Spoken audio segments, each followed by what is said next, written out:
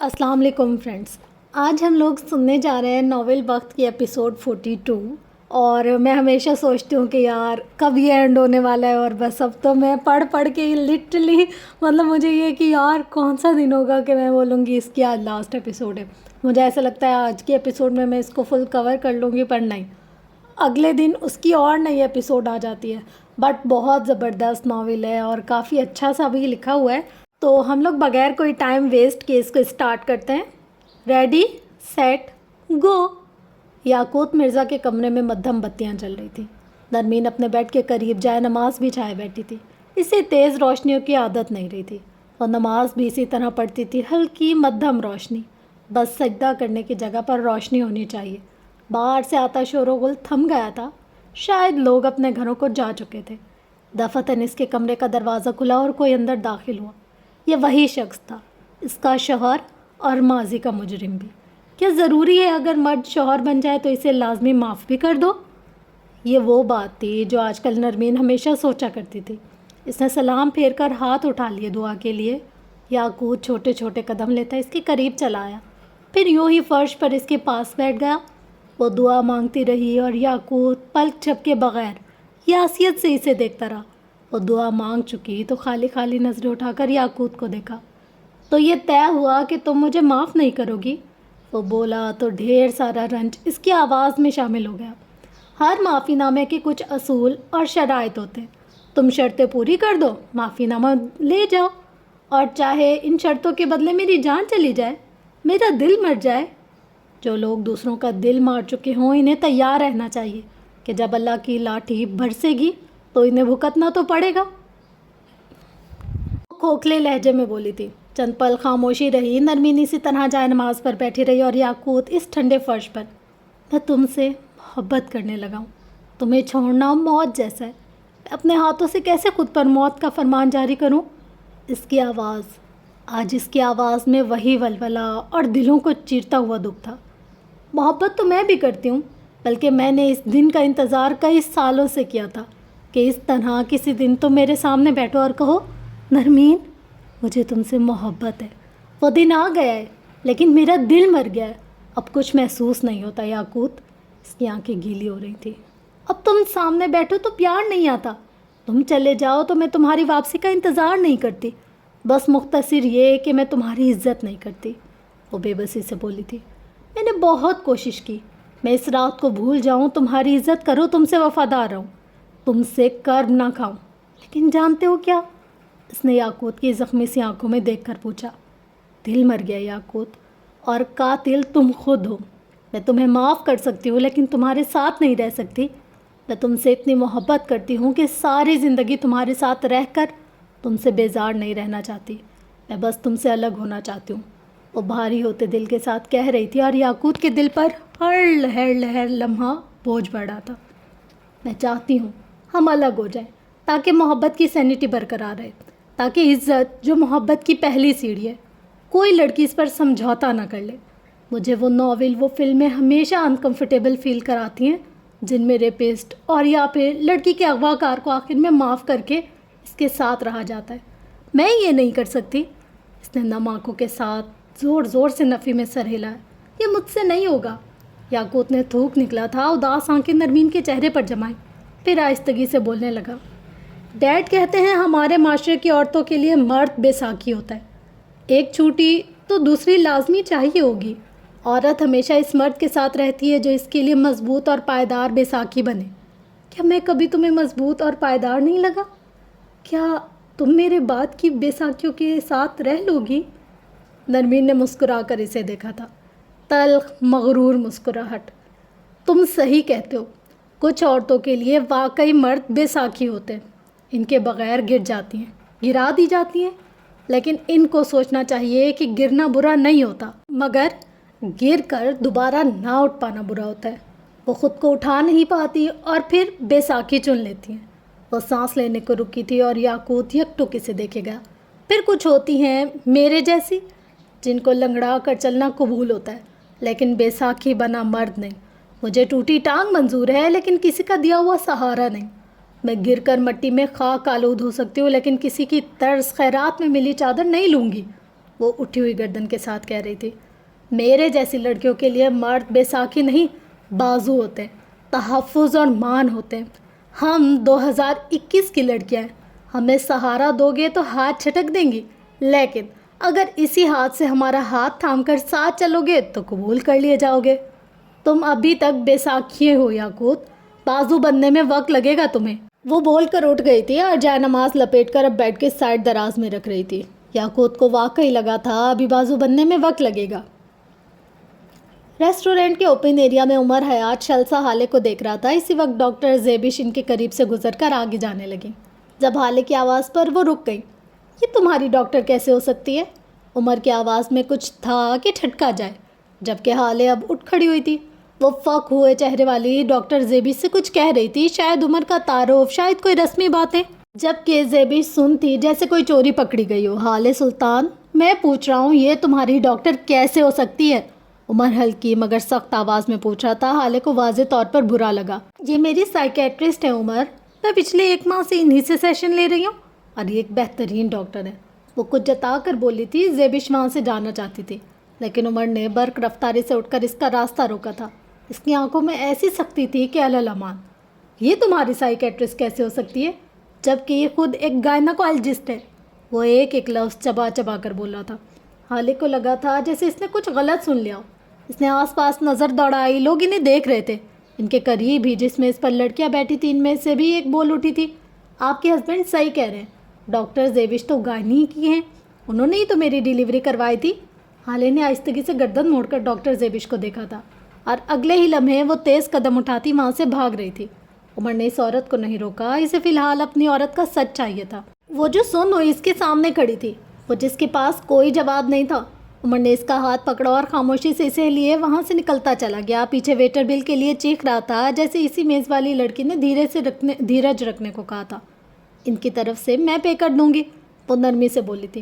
عمر اس کا ہاتھ پکڑ کر گاڑی تک لایا۔ اس کے لمس میں سختی نہیں تھی تو نرمی بھی نہیں تھی، وہ بس شدید غصے میں لگتا تھا۔ حالے نے اس کو پہلے کبھی اتنے غصے میں نہیں دیکھا۔ وہ لب بھینچے ہوئے گاڑی ڈرائیو کر رہا تھا۔ وہ حالے سے کچھ نہیں کہہ رہا تھا، اور کہتا بھی تو شاید حالے سن نہ پاتی۔ وہ شل تھی، شوق تھی، ہر چیز سلو موشن میں ہوتی ہوئی نظر آ رہی تھی۔ وہ ریسٹورنٹ سے نکل کر آئے تھے، وہ گاڑی میں بیٹھے تھے، وہ گھر آ گئے تھے۔ عمر اس کے موبائل پر اس کی اور مہرماں کی چیٹ کھولے ہوئے تھا۔ حالی اس سے یہ بھی نہ کہہ سکی کہ یہ مینرز کے خلاف ہے، لیکن وہ سیدھا مہر کی چیٹ کیوں کھولا تھا وہ اتنی سن تھی کہ یہ بھی نہ پوچھ سکی۔ وہ اپنے مشترکہ کمرے میں آ گئے تھے۔ حالے اسی طرح ساکت سی بیڈ پر بیٹھی تھی۔ عمر قدرے جھکا ہوا تھا، اس کے کندھوں پر ہاتھ رکھے اس سے کچھ پوچھ رہا تھا۔ حالے کو آواز نہیں آ رہی تھی، اسے کچھ سنائی نہیں دے رہا تھا۔ حالے، میں پوچھ رہا ہوں کیا کیا کہا ہے اس ڈاکٹر نے تم سے؟ کتنی دوائیاں دی اور تم کتنی کھا چکی ہو؟ آوازوں کا راستہ صاف ہوا تو اسے بس یہی سنائی دیا تھا۔ حالے سے کوئی جواب نہ بن پڑا، وہ بس خالی خالی آنکھوں سے اسے دیکھ رہی تھی۔ حالے، میں کچھ پوچھ رہا ہوں، جواب دو، کہاں ہے دوائیاں؟ کیا کیا کھایا ہے تم نے؟ وہ دوبارہ پوچھ رہا تھا، نہ سختی سے نہ نرمی سے، بس خود پر ضبط کیے ہوئے۔ حالے نے اب بھی جواب نہیں دیا۔ اس نے بیڈ کی سائڈ دراز کی جانب اشارہ کر دیا۔ عمر ایک ہی جست میں دراز تک پہنچا تھا، جپٹ کر ساری دراز الٹ پلٹ ڈالی، اور پھر اس کے ہاتھ میں ایک شیشی آئی۔ اس کے سینے پر کچھ درج تھا۔ عمر نے اس ڈبی کی تصویر لی اور واٹس ایپ پر کسی کو سینڈ کی، ساتھ ہی اس نمبر پر کال کرنے لگا۔ کال بند کی تو میسج کرنے لگا۔ وہ بس ہذیانی سا لگ رہا تھا۔ حالے اسے نہیں دیکھ رہی تھی، وہ اب بھی کچھ نہیں دیکھ رہی تھی، نہ سن رہی تھی۔ اسے اب بھی لگتا تھا عمر کو غلط فہمی ہوئی ہے۔ کال کا سلسلہ مل گیا تو عمر نے فون اسپیکر پر ڈالا۔ وہ کمرے میں دائیں بائیں چکر لگا رہا تھا۔ ہاں انم، جو تصویر بھیجی ہے وہ دوائی کس چیز کی ہے؟ آگے سے کچھ کہا گیا تھا، کچھ سخت سست۔ عمر نے کوف سے سر جھٹکا تھا۔ تم بتا رہی ہو یا نہیں؟ آگے سے گہری سانس لی گئی۔ برتھ کنٹرول پلز ہیں یہ، اب سن لیا؟ عمر کا موبائل کو تھاما ہوا ہاتھ ایک لمحے کو کانپا تھا۔ حالے کا پورا وجود کانپ گیا۔ وہ دونوں اپنی جگہ سن تھے۔ فون کے اس پار کوئی کہے جا رہا تھا، یہ بہت ہائی ڈوز ہیں عمر، اس سے عورت کی اپنی صحت بھی خراب ہوتی ہے اور آگے بچوں کے معاملے میں بھی بہت زیادہ کمپلیکیشنز ہوتی ہیں۔ ویسے کون لے رہا ہے ان کو؟ عمر نے جواب نہیں دیا۔ اس نے کال کاٹ دی۔ دل کو جیسے کسی نے بری طرح سے چیر دیا، روح تک بلبل آ گئی تھی۔ حالے اب بھی سے دیکھ رہی تھی۔ شل، ساکن، تم نے اچھا نہیں کیا حالے، اس نے شکوہ کیا تھا۔ حالے نے نم آنکھوں سے اس کو دیکھا اور پھر اس کے حلق سے اٹک اٹک کر چند جملے نکلے۔ تمہیں غلط لگ رہا ہے، وہ وہ ایسا نہیں کر سکتی.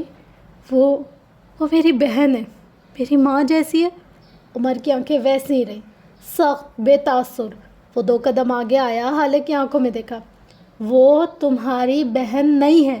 اس نے ایک ایک لفظ پر زور دیا. حالے بے اختیار رو پڑی. میں جانتی ہوں, وہ میری پھپھو کی بیٹی ہے. میں بس. وہ تمہاری پھپھو کی بیٹی بھی نہیں ہے. اب کے حالے رونا بھول کر اسے دیکھے گئی. تمہاری پھپھو کے یہاں ایک بیٹا ہوا تھا, بیٹی نہیں. آسمان سے پتھروں کا تال سا تھا جو حالے کے اوپر گرا تھا.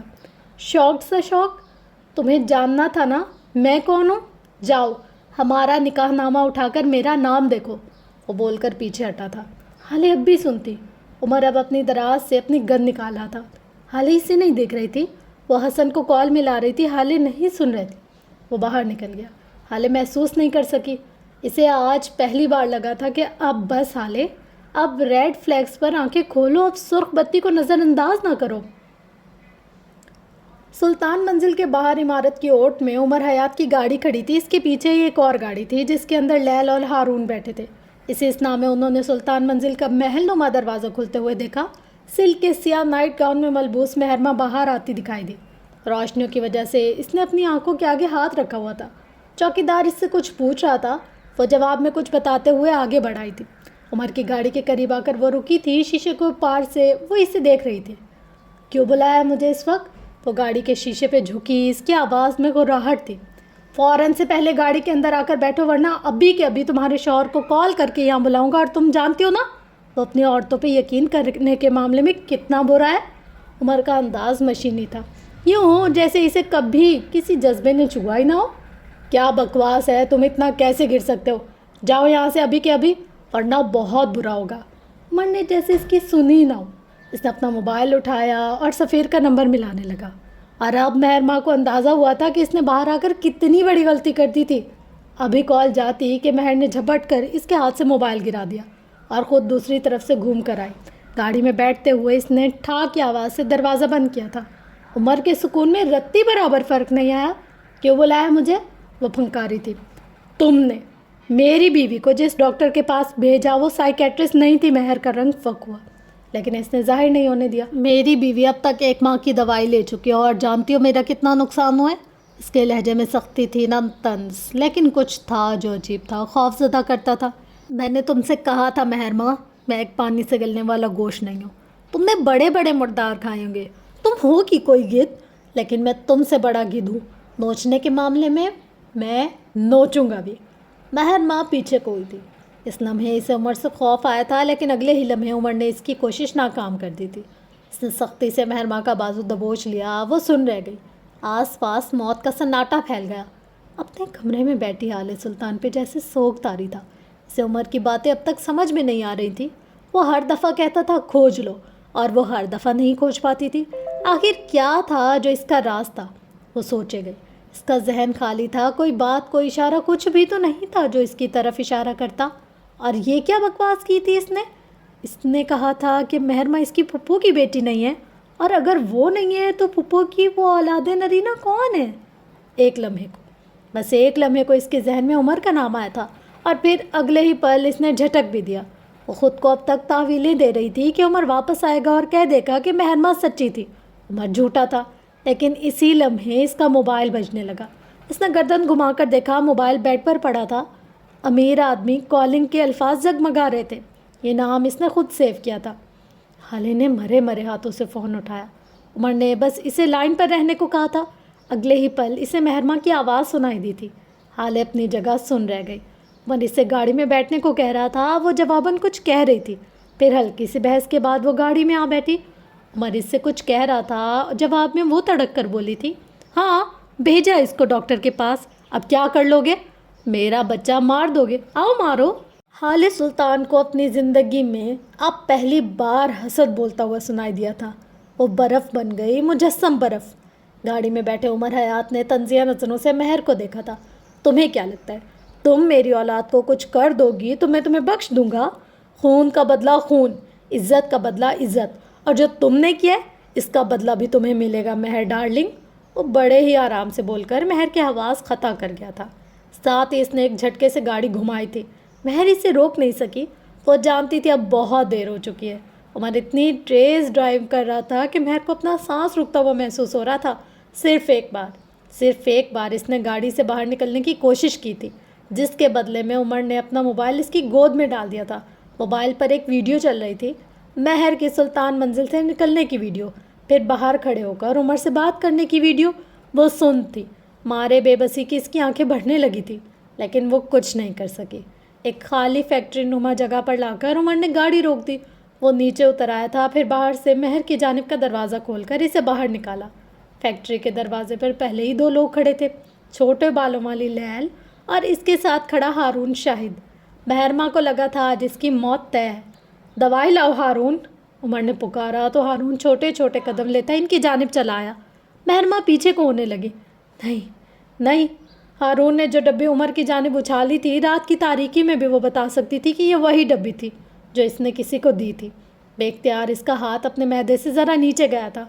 आंसू लड़क लड़क कर इसकी गालों पर फिसल रहे थे। बेड पर बैठी आले सुल्तान का चेहरा खुश्क था। जो वो सुन चुकी थी गैर मुतवक्का और गैर यकीनी था। से अपनी सारी दुनिया घूमती हुई महसूस हुई थी। दफतन इसने अपनी आंखें पोंछकर साफ की थी। कब तक वो इस तरह एक्सप्लॉइट होगी? कब तक खुद तरसी के आंसू बहाएगी? अब बस। वो शीशे की जानिब आई थी, ड्रेसिंग मिरर पर पड़ी सुर्ख लिपस्टिक उठाई और होठों पर मल ली। कुछ लिपस्टिक ख़राब हो गई थी और कुछ थोड़ी पर भी लग गई थी, लेकिन वो बेनियाज थी। अब इसने झुककर दराज से अपने जेवरात के डब्बे निकालने शुरू किए थे और फिर बिलाखिर इसकी आंखों को एक भारी सेट पसंद आ गया था। इसने हार निकाला और गर्दन तक ले गई। सुर्ख ज़ख्मी आंखें, बिखरे बाल, रोया रोया चेहरा, सुर्ख लिपस्टिक और उठी हुई गर्दन में धमकता हार।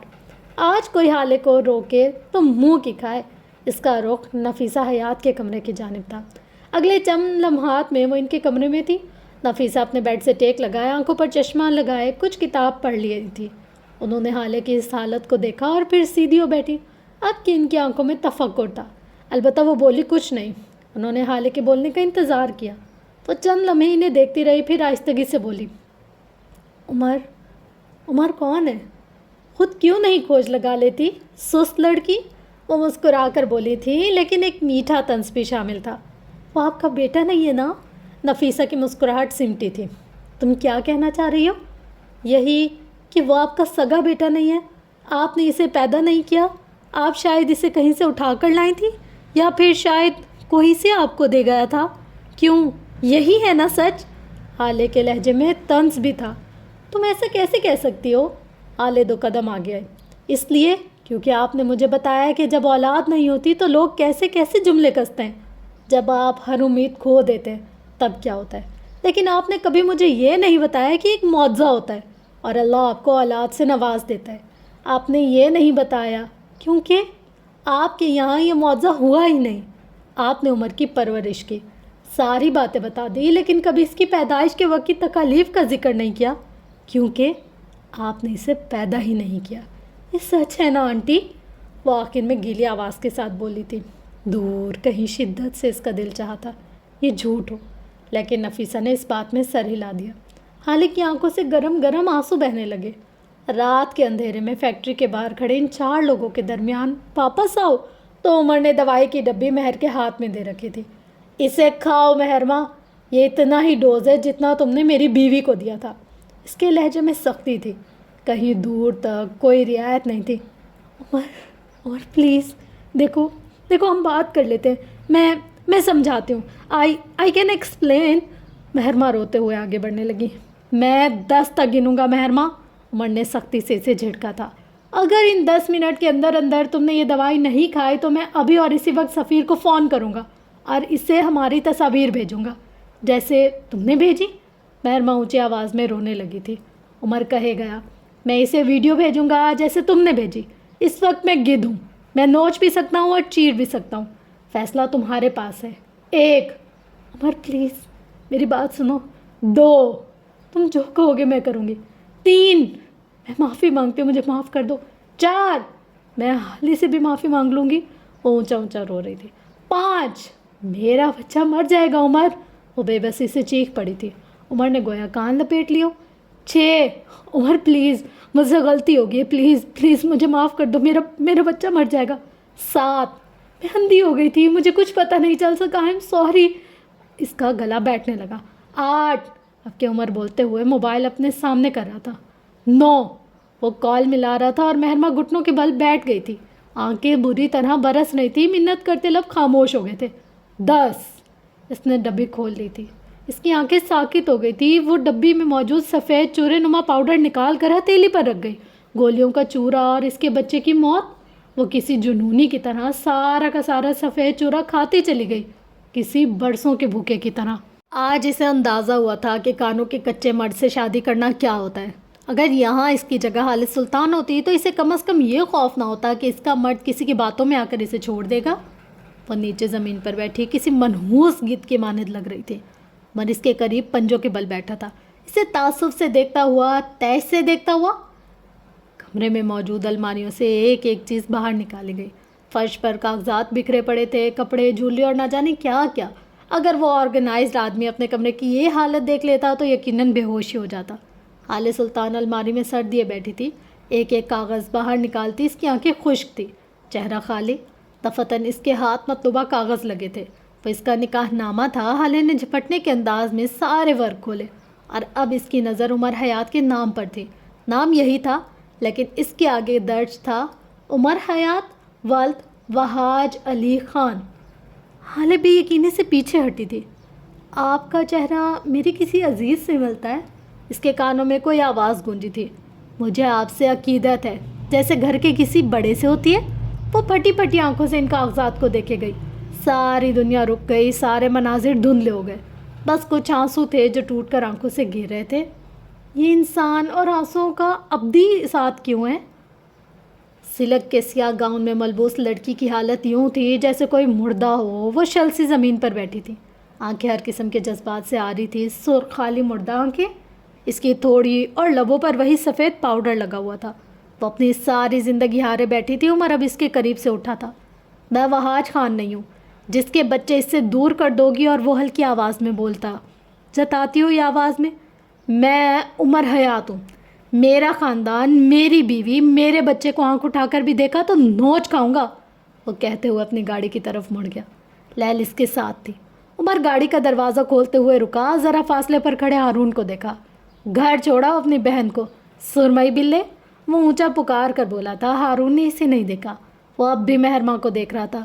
وہ بچپن سے اسے دیکھتا آیا تھا. آخر کب اس کی نظر اتنی ہٹی کہ مہرماں اتنی بڑی گدھ بن گئی؟ کچھ وقت بعد عمر حیات کی گاڑی کراچی کی سڑکوں پر دوڑ رہی تھی. تم نے بہت غلط کیا عمر، لیل بے چینی سے بولی تھی.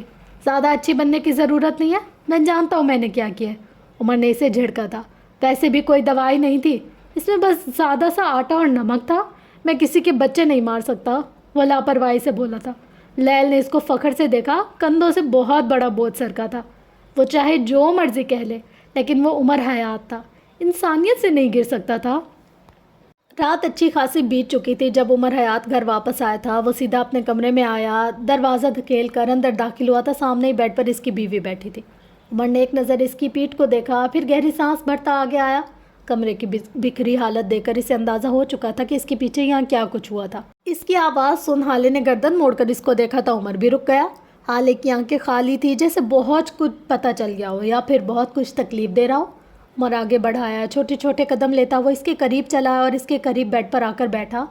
حالے اب بھی اسے دیکھ رہی تھی، بے یقینی سے، نئی نئی نظروں سے. تم کون ہو عمر؟ اس کی آواز خالی تھی، ہر جذبے سے خالی. یہ سوال اس نے کئی مرتبہ پوچھا تھا لیکن تب یہ سوال تھا. آج یہ سوال نہیں تھا، بس وضاحت تھی جو طلب شدہ تھی. عمر نے دھیرے سے اس کا ہاتھ اپنے ہاتھ میں لیا. پھر اگلے چند لمحات میں وہ اسے سب کچھ بتا چکا تھا. اس کا معراج سے ملنے سے لے کر آج تک کی ساری داستان بغیر رکے بغیر اٹکے وہ سب کچھ بتا گیا.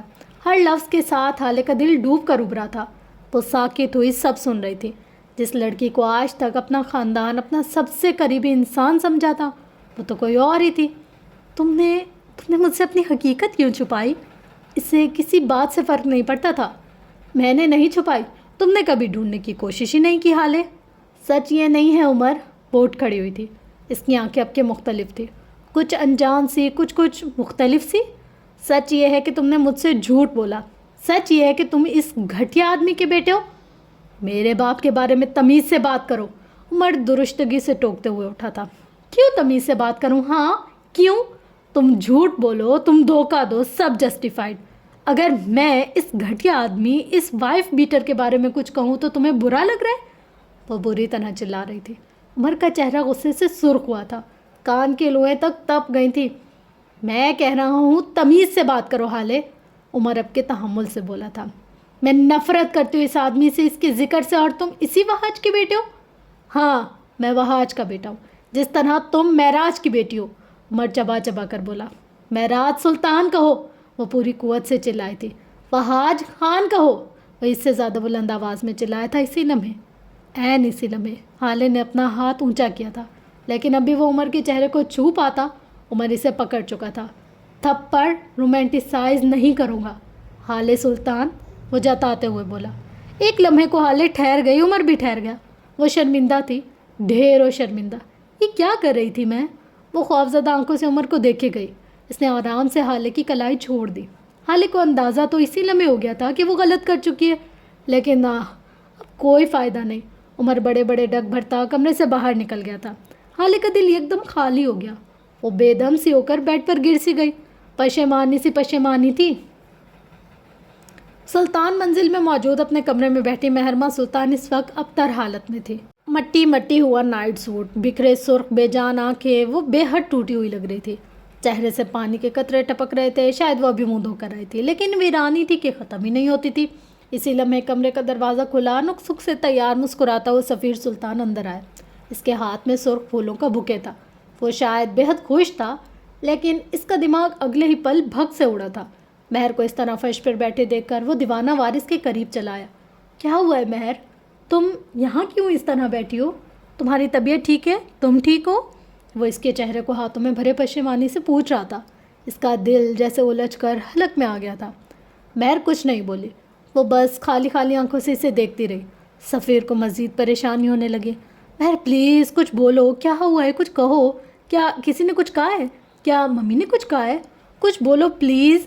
مہر کی آنکھوں سے آنسو بہنے لگے تھے، تیزی سے، روانی سے. ہمارا بچہ سفیر ہمارا بچہ مر جائے گا. وہ ہچکیوں کے درمیان بمشکل بول سکی تھی. سفیر سن ہو گیا. مجھے لگتا ہے ہم اپنا بچہ کھو دیں گے.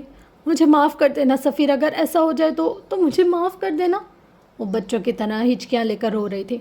میں ایسا نہیں چاہتی سفیر، میں ایسا بالکل نہیں چاہتی. مجھے معاف کر دینا، مجھے پلیز معاف کر دینا. وہ سفیر کے ہاتھوں پر چہرہ گرائے بلند آواز میں گریا کر رہی تھی. سفیر نے گہری سانس لے کر خود کو کمپوز کیا. نرمی سے اپنا ہاتھ مہر کی گرفت سے چھڑوایا. مہر بس روئے گئی. اسے بس رونا تھا. سفیر الماری سے اس کی شال نکال کر لایا اور اب وہ فرش پر بیٹھی مہر کے گرد وہ اس بھوری شال کو اڑا رہا تھا. ہم ابھی ڈاکٹر کے پاس جا رہے ہیں، تم بس ڈپریسڈ ہو اور کچھ نہیں. وہ مہر کا ہاتھ پکڑے اسے کھڑا کر رہا تھا. وہ کھڑی ہو چکی تھی. سفیر اب اسی طرح اس کا ہاتھ پکڑے اسے باہر لے جا رہا تھا. مہرماں کے لیے یہ ہاتھ بیساکھیوں جیسا تھا. ہاں اس کے سہارے وہ چل سکتی تھی. یہاں سے نکل کر اگر فلوہ سلطان کے کمرے میں جاؤ تو وہ اپنی بالکنی میں فون کان سے لگائے کھڑی نظر آئے گی. ڈاکٹر زیبش کام ہو گیا؟ وہ مسکراتے ہوئے پوچھ رہی تھی. کام ہو گیا فروہ؟ ہاں میں نے حالے کو بس وٹامن پلز ہی دی ہیں. اسپیکر میں زیبش کی آواز گونج رہی تھی. اور جب آپ کے کہنے پر میں اس ریسٹورنٹ گئی تب وہی ہوا. عمر نے مجھے پہچان لیا تھا اور اب تک تو وہ ساری حقیقت جان چکا ہوگا. لیکن مجھے ایک بس بات سمجھ میں نہیں آ رہی. آپ کو اس لڑکی سے نفرت ہے نا؟ پھر آپ اسے کیوں پروٹیکٹ کر رہی ہیں؟ وہ بے چینی سے بول رہی تھی. فروہ کی مسکراہٹ مزید گہری ہوئی. میں اسے پروٹیکٹ کر رہی ہوں، جس سے محبت کرتی ہوں. اس کے اندھیرے بہت گہرے اور سیاہ ہو چکے ہیں. اب اس کی واپسی ضروری ہے. میں بس اس کے لیے شیطان سے فرشتہ بن رہی ہوں. میرے لیے ساری دنیا سے اہم بس وہی ہے. اور اگر اسے میں اسی طرح تاریکیوں کی نظر ہونے دوں تو کیا فائدہ؟ میں اسے تاریکیوں کی نظر نہیں ہونے دوں گی. تمہیں تمہاری قیمت مل جائے گی. آخر میں اس نے نخوت سے کہہ کر کال کاٹ دی. آسمان پر بھرے ہوئے ستاروں کو دیکھ کر اب وہ اطمینان سے مسکرا رہی تھی. اندھیرے جلد چھٹنے والے تھے اور پھر بس روشنی ہوگی، فرشتوں کے نور کی روشنی. 3 دن بعد، یہ اتوار کا دن تھا، نومبر کا لمبا چوڑا اور بورنگ سا دن. ان 3 دنوں میں کچھ غیر معمولی نہیں ہوا، سوائے اس کے کہ حالے سلطان نے مہرماں کی کالز لینا چھوڑ دی، سوائے اس کے کہ ڈاکٹر نے مہر کو اس کے بچے کی خیری و عافیت سے ہونے کی خبر سنائی تھی. سوائے اس کے کہ عمر اور حالے کے درمیان بول چال بند تھی۔ حالے کو اب بھی کچھ وقت چاہیے تھا وہ ان حقائق کو پروسیس کر سکے۔ یہ عمر حیات کے بنگلے کے پورچ کا منظر تھا۔ وہ ہاتھ میں گاڑی کی چابیاں لیے کہیں جانے کو تیار تھا، اسی لمحے گھر کا دروازہ کھلا اور کوئی گاڑی اندر داخل ہوئی۔ عمر آنکھیں سکیڑے اس گاڑی کو دیکھے گیا، پھر اگلے ہی لمحے وہ چونکا تھا۔ گاڑی سے نکلنے والی مہرماں تھی، نک سک سے تیار، بھورے بالوں کو شانے پر پھیلائے، آنکھوں پر سیاہ چشمہ لگائے، وہ گردن تانے ہوئے تھی۔ وہ گاڑی سے باہر نکلی تو عمر اس کے ہی سامنے کھڑا تھا۔ مہرماں رک گئی۔ میں اپنی بہن سے ملنے آئی ہوں، کچھ غلط فہمی ہے جو ہمارے درمیان ہے، ہمیں کلیئر کر لینی چاہیے، ہے نا؟ وہ تمہاری شکل پر تھوکے گی مہرماں، عمر تلخی سے بولا تھا۔ اسے عمر حیات پر اعتبار ہے، وہ تمہارا ہاتھ پکڑ کر تمہیں گھر سے نکال دے گی اور کہے گی مجھے میرے شوہر پر اعتبار ہے، کیا تم پھر بھی اس سے ملنا چاہتی ہو؟ وہ کچھ جتا رہا تھا، جیسے اس روز کے جھگڑے کے بعد بھی، اتنے روز کی بول چال بند ہونے کے بعد بھی ان کے درمیان موجود اعتبار نہ ٹوٹا ہوگا نہ میلا ہوا ہوگا۔ وہ آبرو چکا کر کہتی اندر بڑھ گئی۔ عمر اس سے لانچ میں لے آیا تھا، حالے وہیں بیٹھی تھی، لیپ ٹاپ گود میں رکھے، بالوں کا گول مول جوڑا باندھے وہ اسکرین کو تکتی ڈسٹرب لگ رہی تھی۔ دفتن اس نے چہرہ اٹھایا تھا، سامنے اس کے دو لوگ تھے، وہ دونوں اسے بے حد عزیز تھے۔ تم میری کالز پک نہیں کر رہی ہو حالے؟ وہ چوکھٹ میں کھڑی شکوہ کر رہی تھی۔ تم میرے میسیجز کا بھی جواب نہیں دے رہی، کیا تم ان سے بدگماں ہو؟ وہ یاسیت سے کہہ رہی تھی۔ عمر بس اسے دیکھ کر رہ گیا تھا۔ حالے البتہ کچھ نہیں بولی۔ میں تمہارا برا چاہوں گی کیا؟ سوچو حالے، کیا میں مہرماں سلطان تمہارا برا چاہ سکتی ہوں؟ میں نے تمہیں ڈاکٹر زیبش نوید کا نمبر بھیجا تھا، تم ڈاکٹر زیبش بنگش کے پاس چلی گئی۔ حالے تم نمبرز یاد نہیں رکھ پاتی، بلکہ یہ سب کچھ اس نے کیا ہے۔ حالے یہ سب اس عمر نے کیا ہے۔ وہ اچانک سے پینترا بدل گئی تھی۔ عمر اب بھی کچھ نہیں بولا، آج وہ نہیں بولے گا یہ طے تھا۔ مہرماں آگے بڑھائی تھی۔ یہ پہلے دن سے ہم دونوں کے تعلق سے جلتا تھا حالے، کئی دفعہ فون کر کے مجھے کہہ چکا ہے کہ میں تم سے دور ہوں کیونکہ میں تمہارا بھلا چاہتی ہوں۔ کیوں؟ کیونکہ میں اس کے مکروہ عزائم سے واقف تھی۔ عمر نے اس کو بیچ میں ٹوکا تھا۔ یہ میرے بارے میں کم، تمہارے بارے میں زیادہ بات ہو رہی ہے، وہ سنجیدگی سے بولا تو مہر کو جیسے ایک اور موقع مل گیا۔ دیکھا تم نے حالے، تم نے دیکھا ہے یہ میرے ساتھ یہی کرتا ہے، یہ چاہتا ہی نہیں کہ میں تمہارے ساتھ رہوں، تمہیں گائیڈ کروں، تم اس سڑی ہوئی شادی میں پھنسے ہوئے رہو۔ وہ ہاتھ اٹھا کر تیز تیز بول رہی تھی۔ حالے خاموشی سے یک ٹک اسے سنے گئی۔ عمر اب آگے بڑھایا تھا۔ یہ ساری بکواس کرنے سے بہتر ہے کہ تم حالے کو بتا دو کہ اس کے اقوام میں تم شامل رہی ہو، عمر تلخی سے بولا تھا۔ تم آج تک ہر معاملے میں شامل رہی ہو، اور یہ بھی بتاؤ کہ اس کے باپ کے قتل کرنے والی بھی تم ہو۔ اس کی آخری بات پر حالے چونکی نہیں تھی، وہ بس مہر کے چہرے کو ٹکٹکی باندھے دیکھے گئی۔ وہ دونوں اب آپس میں بھیڑ پڑے تھے۔ تم کبھی بھی حالے کی خیر خواہ نہیں تھی، تم لالچی اور حریص عورت ہو، وہ انگلی اٹھا کر کہہ رہا تھا۔ میں اگر لالچی اور حریص ہوں تو تم خود کیا ہو؟ گھٹیا انسان، تم اپنی بیوی کو تانے دینے والے۔ وہ ایسا نہیں ہے، حالے خواب کسی کیفیت میں ہلکی آواز میں بولی، لیکن ان دونوں کی بلند آوازوں میں اس کی آواز دب کر رہ گئی۔ ساری دنیا جانتی ہے مہرماں تم کیا ہو اور میں کیا تم وہ نہیں ہو جس نے مجھے سفیر اور حالے کی تصاویر بھیجی تھی تاکہ میرا دل میری بیوی کی جانب سے خراب ہو سکے؟ تم خود کیا ہو؟ عمر، لالچی جھوٹے انسان جو اپنی بیوی کا پیسہ چھپا کر رکھ لیتا ہے، جو اس کے اثاثے چھپا لیتا ہے۔ عمر ایسا نہیں ہے، ایسا مت بولے۔ اس کے لب آہستگی سے پھڑپڑائے تھے، لیکن اس کی آواز اب بھی ان دونوں تک نہ پہنچ سکی۔ مہرماں اب بھی چلا رہی تھی۔ تم اپنی بیوی کو بانجھ ہونے کے تانے دیتے ہو، تم ایک شکی مزاج آدمی ہو، ڈوب مر جاؤ، تم ایک گھٹیا انسان ہو۔ میرے شوہر سے تمیز سے بات کرو۔ حالے اپنی پوری قوت سے دھاڑی تھی، اس کی آنکھیں سرخ تھیں۔ عمر اور مہر بھونچکا رہ گئے۔ انگلی اٹھائے مہر کو دیکھتے ہوئے کہہ رہی تھی، میرا شوہر ایسا آدمی نہیں ہے، میرا شوہر شکی مزاج نہیں ہے۔ وہ ایک لفظ پر زور دے رہی تھی۔ مہر گنگ رہ گئی۔ مجھے میرے شوہر پر اعتبار ہے، مکمل اعتبار۔ وہ مر جائے گا لیکن میرا برا نہیں چاہے گا۔ لالچی اور حریص آپ ہیں، میرے گھر سے نکل جائیں اب بھی اور اسی وقت۔ وہ اب بھی گھبرا رہی تھی، وہ عمر کو ڈیفینڈ کر رہی تھی۔ وہ مسکرایا تھا، آج اتنے دنوں بعد مسکرایا تھا۔ مہرماں شرط تھی۔ حالے نے اس کا ہاتھ پکڑا۔ ایسے نہیں مانیں گی نا آپ ایسے تو بالکل نہیں سنیں گی۔ وہ اسے کھینچتے ہوئے لے جا رہی تھی۔ مہر کوئی مزاحمت نہ کر سکی۔ گھر کے دروازے پر لا کر مہر کا بازو اس نے جھٹکے سے چھوڑا۔ آئندہ اگر میرے شوہر کے بارے میں بکواس کرنی ہو تو میرے گھر مت آنا، انگلی اٹھا کر تنبیہ کر رہی تھی۔ میں تمہاری بہن ہوں حالے، وہ ہمارے شوق کے بس یہی کہہ سکی۔ آپ میری بہن نہیں ہیں، آپ آستین کا سانپ ہیں، اور آپ میری بہن ہو بھی کہہ سکتی ہیں؟ ہماری تو نسل بھی نہیں ملتی۔ بحرینی پھٹی پھٹی نظروں سے اسے دیکھی گئی۔ اس کی آنکھیں، اس کا جسم شوق تھا۔ میں نے ساری زندگی تمہارے لیے کچھ نہیں کیا حالے، میں نے تمہارا بھلا چاہے، میں نے تمہارے لیے قربانیاں دی، میں نے تم سے محبت کی ہے۔ عمر جھوٹا ہے، تم سے ساری دنیا میں اگر کوئی سب سے زیادہ محبت کرتا ہے تو وہ میں ہوں۔ حالے 2 قدم آگے آئے، اس کی آنکھیں بھرنے لگی۔ اس دن وہ دروازہ بند کرنے والی آپ تھی۔ میں نے آپ کے قدموں کی چھاپ پہچان لی تھی۔ وہ اس کے قریب سرگوشی کر رہی تھی، ہلکی، بے حد ہلکی آواز میں، یوں جیسے آج بھی یہ راز راز ہو اور کوئی نہیں سننا چاہتا ہو۔ مہرماں سن رہ گئے۔ اس کے لب ہلکے وات ہے، قدموں کی چاپ تو سب کی ایک جیسی ہوتی ہے۔ وہ بولی ضرور تھی لیکن اسے اپنا ہی لہجہ اجنبی لگا تھا۔ جس طرح انسانوں کے چہرے، رنگ، آوازیں مختلف ہوتی ہیں، اس طرح ان کے قدموں کی چاپ بھی مختلف ہوتی ہے۔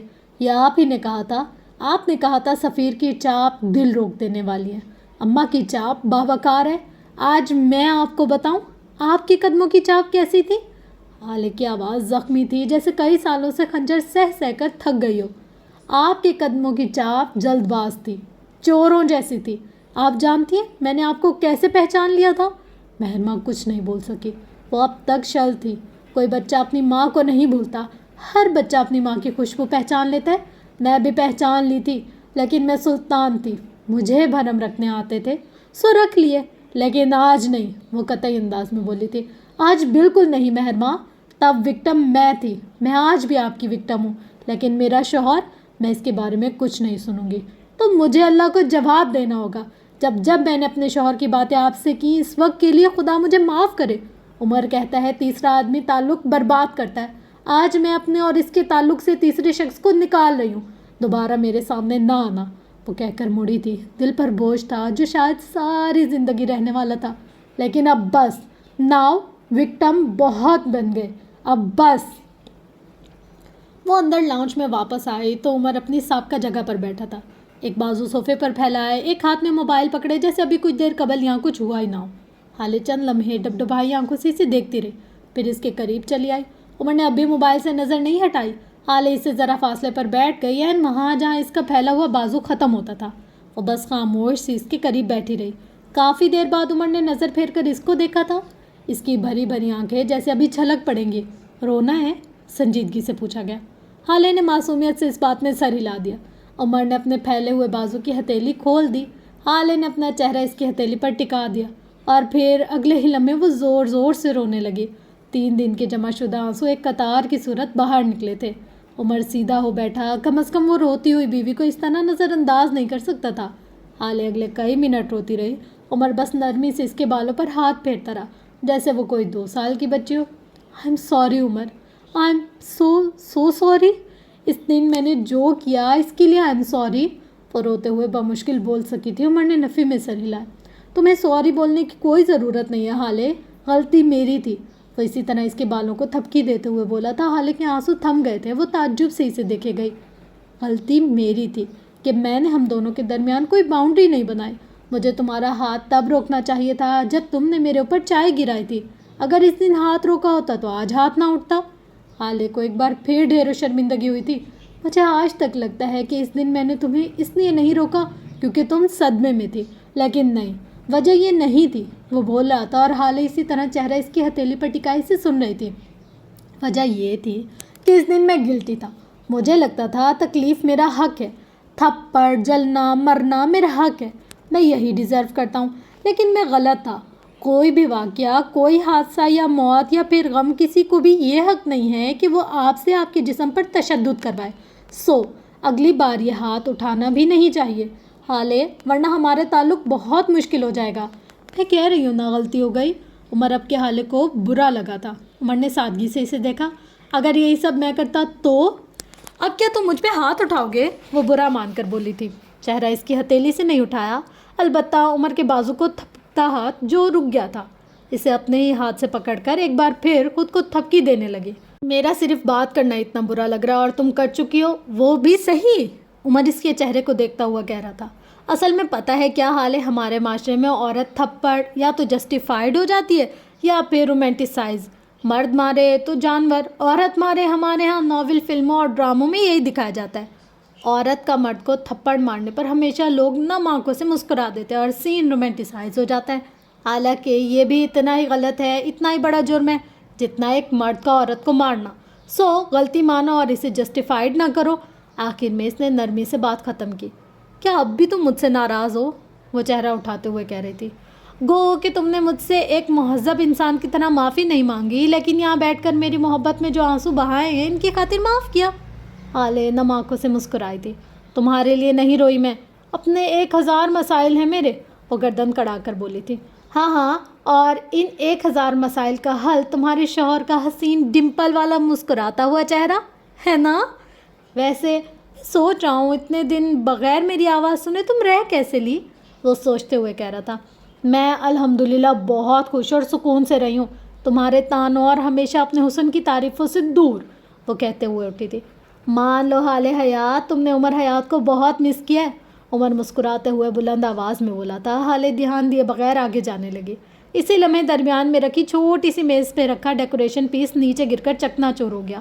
حالے نے بے اختیار اپنا ماتھا چھوا۔ ماشاء اللہ، توڑ دیا؟ دو اور توڑو، میں تو چرس بیچ کر کماتا ہوں۔ وہ اس کے طنز پر مڑی تھی، چہرہ سرخ ہو گیا۔ اللہ اللہ، کتنا کم بولتے ہو تم، اللہ اللہ سنتی تو تم ایک بھی نہیں ہو، وہ اسی کے انداز میں بولا تو حالے نے بیچارگی سے اسے دیکھا۔ تم کیوں کرتے ہو میرے ساتھ ایسا؟ وہ عاجز آ گئی تھی۔ عمر مسکراتے ہوئے آگے کو ہوا۔ کچھ دن پہلے تم خود ہی شکایت کر رہی تھی کہ تمہاری کوئی نند نہیں ہے اور نہ ہی ساس کو فیملی پالیٹکس میں انٹرسٹ ہے، تو اب میں ان دونوں کی کمی پوری کر رہا ہوں۔ کیسی ہے میری پرفارمنس؟ میں تھوڑی دیر اور رو لوں؟ وہ معصومیت سے بولی۔ رونا ہے تو کوئی اور جگہ دیکھو، میرا حسین ہاتھ تمہارا تکیہ نہیں ہے، وہ ہاتھ جلاتے ہوئے بولا تھا۔ عمر، وہ اپنی پوری قوت سے چلائی تھی۔ عمر اچھا اچھا اب کچھ نہیں کہتا والے انداز میں اٹھا۔ وہ اس کے قریب کھڑا کچھ کہہ رہا تھا۔ حالے نہ چاہتے ہوئے بھی ہنس پڑی۔ اس آدمی کے ساتھ گزارا مشکل تھا، ناممکن نہیں۔ اگلے دن وہ ایک بار پھر ڈاکٹر غزالہ روحی کی کلینک چلی آئی تھی۔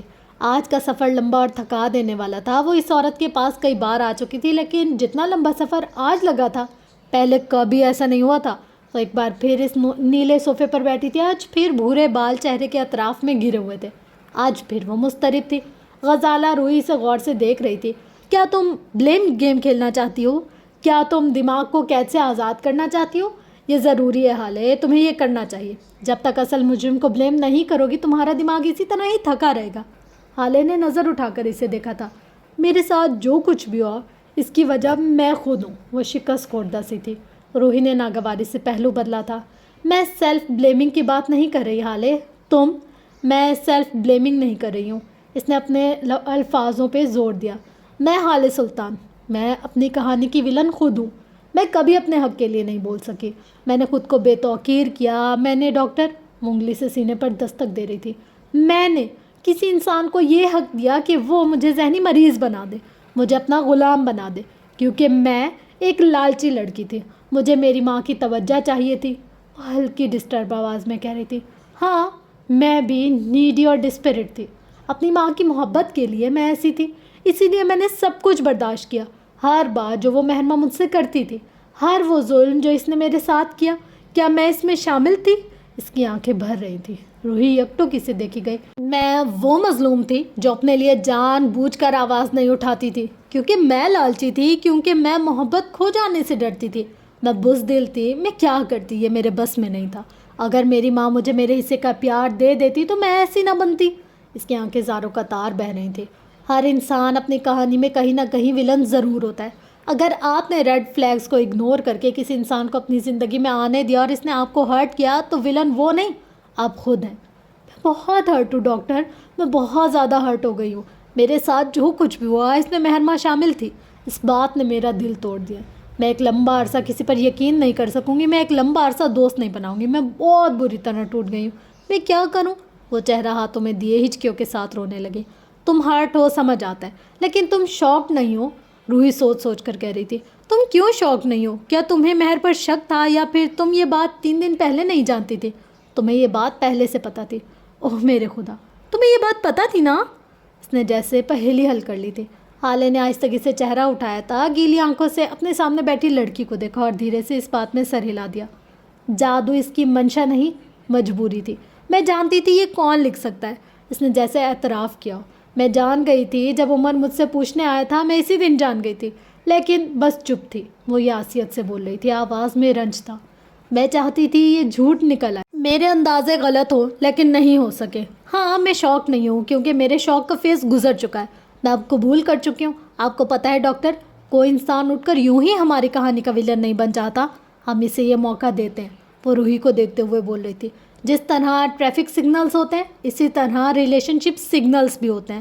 ایک سرخ بتی کئی بار جلتی بجھتی ہے، اس پہ رک جانا ہوتا ہے، اپنی یا سامنے والے کی اصلاح کرنی ہوتی ہے، لیکن میں نہیں رکی۔ اس نے جیسے خود کا مذاق اڑایا۔ میں نہیں رکی کیونکہ اگر رک جاتی تو میرے لیے مزید مشکلیں بن جاتی۔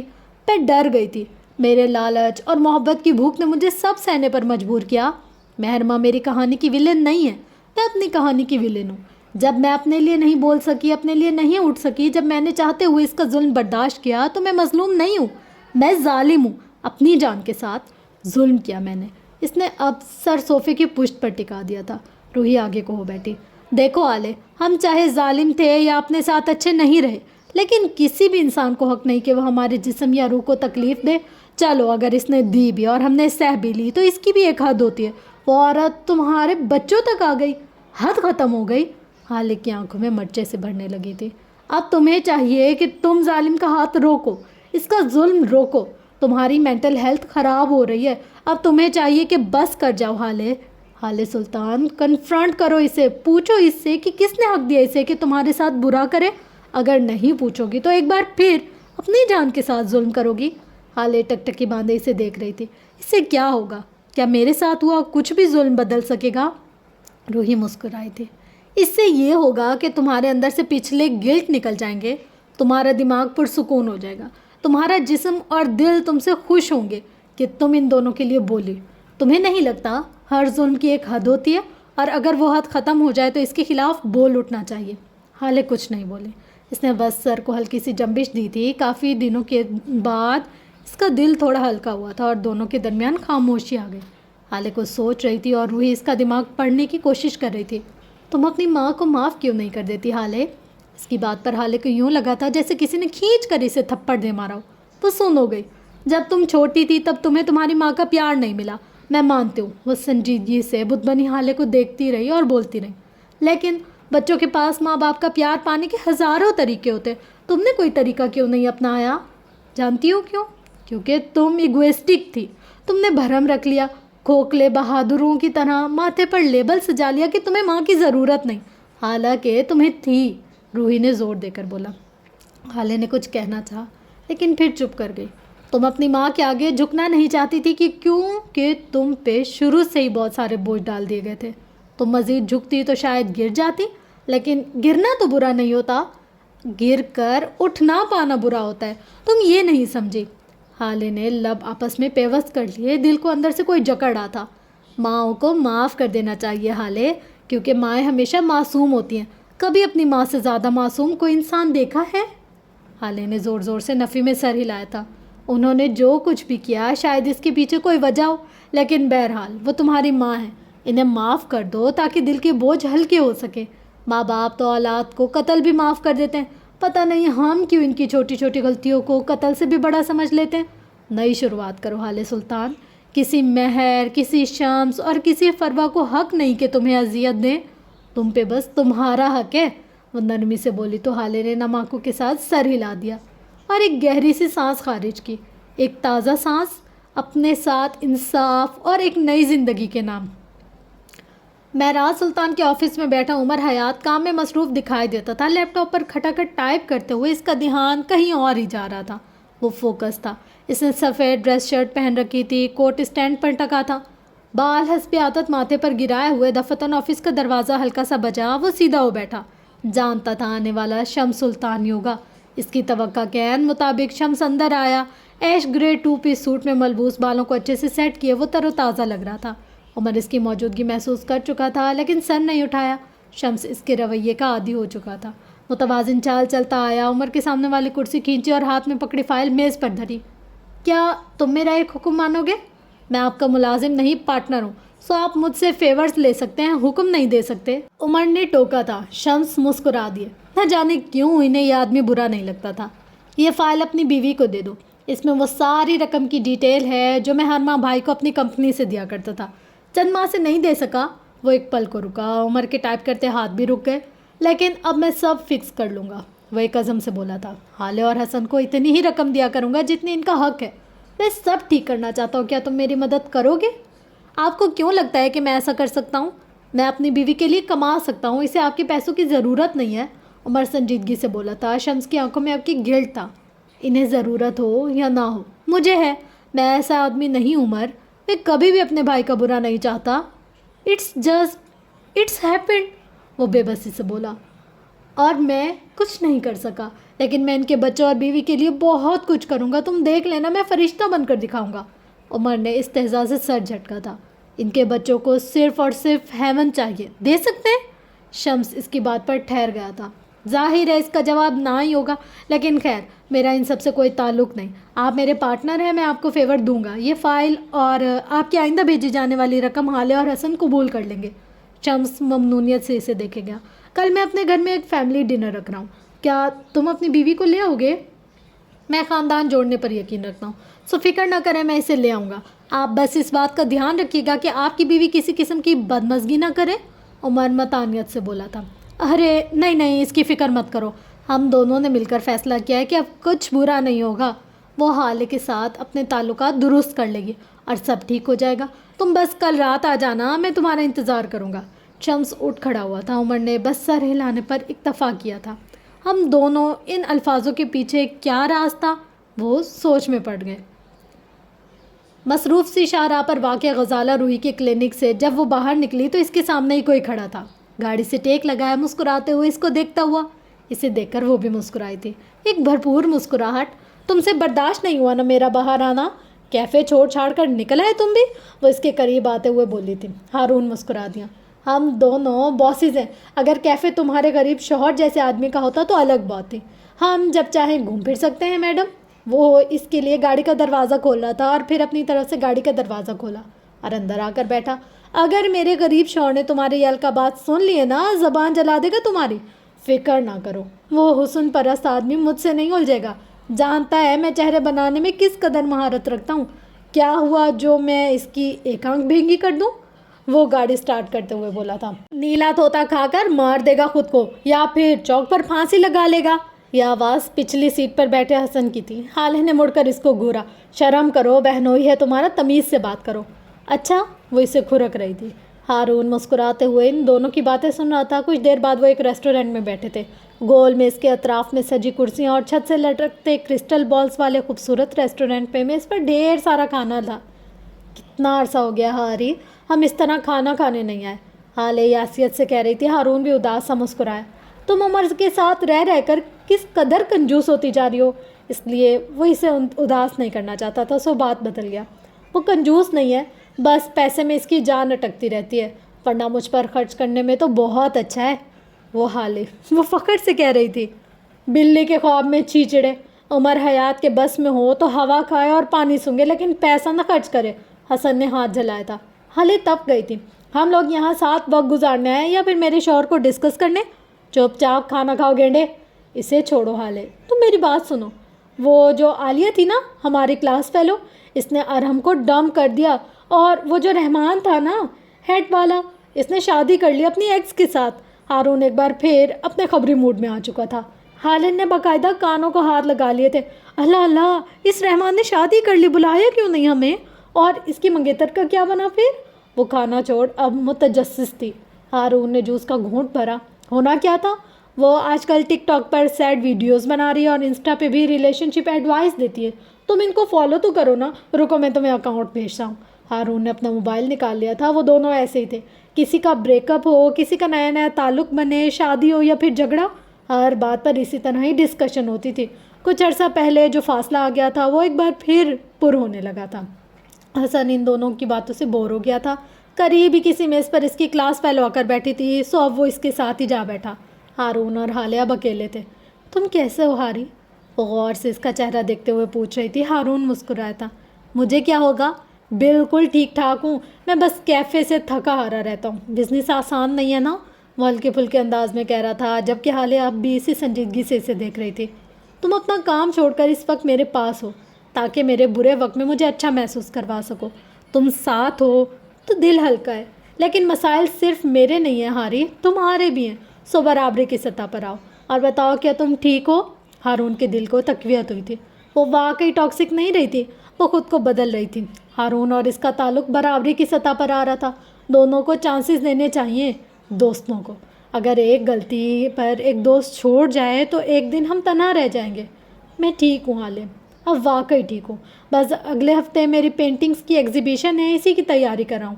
اس پہ بات ختم کرتے ہوئے چاولوں کا چمچ منہ میں رکھا. نروس ہو؟ حالے نے نرمی سے پوچھا. ہم آرٹسٹ لوگ ہیں, نروس نہیں ہوتے. میں جانتا ہوں میری پینٹنگز کبھی دنیا کے عجائب میں شمار نہیں ہوں گی. نہ ہی میں ان سے کما سکوں گا, اور نہ ہی میں کوئی بے حد امیر اور مشہور آدمی بن جاؤں گا جیسے ڈراموں اور فلموں میں ہوتا ہے. یہاں آپ کا دل ٹوٹا اور یہاں آپ نے محنت شروع کی اور آپ بے حد مشہور ہو گئے. وہ دونوں ایک ساتھ ہنسے تھے. لیکن میں خوش ہوں. کیفے سے کمائی ہو جاتی ہے اور پینٹنگز مجھے خوش رکھتی ہیں. میں ہیل ہو رہا ہوں, وہ نرمی سے بولا تھا. حالے مسکرائی تھی. ہارون اس کو دیکھ کر مسکرایا تھا. وہ دونوں اب ہلکی پھلکی باتیں کر رہے تھے. دوستوں کا ساتھ آپ کو کس قدر ہلکا پھلکا کر دیتا ہے نا. تو فرینڈس, یہ تھی آج کی ایپیسوڈ. اور کیسی لگی آپ کو ایپیسوڈ؟ بہت ساری چیزیں اس میں ایسی تھی ڈرامیٹک سی. مطلب اچھا, اس نا ایک پوائنٹ پر مجھے یقین تھا کہ عمر حیات کبھی بھی نا, مہرماں چاہے کتنی بھی بری ہو جائے اس کو وہ والی میڈیسن نہیں دے سکتا. مطلب جو انسان خود ایک محرومی کی زندگی گزار کے آیا ہوتا ہے نا, تو اس کو پتہ ہوتا ہے کہ یار اگر یہ چیز چلی گئی تو اس کی کتنی تکلیف ہوگی, یا یہ کام کتنا مشکل ہے نا. تو مجھے دل میں تھوڑا تھوڑا تھا کہ ہاں یہ والی میڈیسن نہیں ہوگی. اور پھر بعد میں یہ بات ریویل بھی ہو گئی کہ ہاں بھائی اس نے اس کو بچے کے لیے میڈیسن نہیں دی. لیکن دیکھو, اگر ہم کسی کے ساتھ نیکی کرتے ہیں تو اللہ ہمیں اس کا ریٹرن ضرور دیتا ہے. عمر حیات نے مہرماں کی کتنا ہی برا کرنے کے باوجود اس کے ساتھ برائی نہیں کی, تو اللہ نے اس کے لیے اچھائی کا اس سے پہلے ہی وسیلہ بنا دیا. اور جو اس کی چچی ہیں, چچی نہیں اس کی تو مامی ہو گئی نا, مامی فرح کے دل کے میں مطلب یہ بات ڈال دی. دیکھو جب اللہ کی طرف سے ہمارے لیے خیر ہوتی ہے نا, تو شر سے بھی ہمارے لیے خیر ہی آ جاتی ہے. تو سب سے بڑی بات ہوتی ہے ہماری نیت. ہماری نیت کیا ہے. اگر آپ کوئی مشکل کام بھی ہے اور آپ کو لگتا ہے کہ ہمارے فیور میں نہیں ہے, اور پھر بھی ہم یہ سوچ کر کریں کہ یار کیا پتہ اس میں اللہ نے ہمارے لیے کسی کی بھلائی رکھی ہو, اور بے شک وقتی طور پر ہمیں لگتا ہے کہ یار یہ چیز ہمارے لیے فائدہ مند نہیں ہے, یا ہماری سوچ یا ہمارے بدلے میں نہیں آ رہی, پھر بھی ہم اس نیت پر کرتے کہ یار مجھے اللہ کو جواب دینا ہے. مجھے اس ناول کا سب سے بڑا خوبصورت سین یہ لگا تھا 2 دفعہ نا, جب یہ لوگ جا رہے تھے تو ان پر شیطان غالب آ گیا پیسہ دیکھ کر, تو انہوں نے اعوذ باللہ پڑھا خود کو کنٹرول کرنے کے لیے اور اپنے نفس پر اوور کم کرنے کے لیے. اور ایک دفعہ جب نفیسہ حیات نے اعوذ باللہ پڑھا. مطلب کہ یار مشکل وقت کوئی بھی ایسا انسان نہیں ہے جس کی زندگی میں نہیں آتا, پر سب سے بڑی بات کیا ہے کہ تمہارے اوپر اگر کوئی بھی مشکل وقت زندگی میں آئے تو تم اس میں اپنے نفس کو کیسے کنٹرول کرتے ہو, تم اس میں اپنے آپ کو کتنا مضبوط اور ثابت قدم ظاہر کرتے ہو اور بننے کی کوشش کرتے ہو. ضروری نہیں ہے ہم کسی گناہ سے بچنے کی کوشش کریں تو ہم ہر دفعہ بچ جائیں. کبھی کبھی ایسا ہوتا ہے کہ نفس ہم پر غالب آ جاتا ہے اور ہم وہ گناہ کر دیتے ہیں, اور کبھی کبھی ایسا ہوتا ہے کہ ہم نہ چاہتے ہوئے بھی کبھی کبھی غلط راستوں پر چلے جاتے ہیں, غلط لوگوں کا انتخاب کر لیتے ہیں. غلطی ہو جانا بری بات نہیں ہے, لیکن اس غلطی کو ماننا نہیں, یہ سب سے بڑی غلط بات ہے. بہرحال یہ تھی فرینڈس ہماری آج کی ایپیسوڈ, اور آپ لوگ بتائیے گا کیسی لگی آپ لوگ کو. کچھ ٹائم ڈیلے ہو گیا میرا پوسٹنگ کرنے کے لیے, رمضان تھا اور اتنے سوچ ہم بیلے ہوتے ہیں نا زندگی کے, انسان سمجھ نہیں پاتا کہ یار پہلے کیا کرنا چاہیے اور کیا نہیں. لیکن کوشش یہ کہ 1-2 دنوں میں اس ناول کو ہم وائنڈ اپ کر لیں اور اس کا کام پورا ہو جائے, تو پھر ہم لوگ جو ہے نا تھوڑا ریلیکس ہو جائیں گے. اس ناول کو پوسٹ کرتے کرتے کافی ٹائم ہو گیا مجھے, پر یہ مجھ سے کمپلیٹ نہیں ہو پا رہا. لیکن یہ ہے کہ کوشش پوری ہوگی کہ کچھ ہی دنوں میں ہم اس کو کمپلیٹ کر لیں.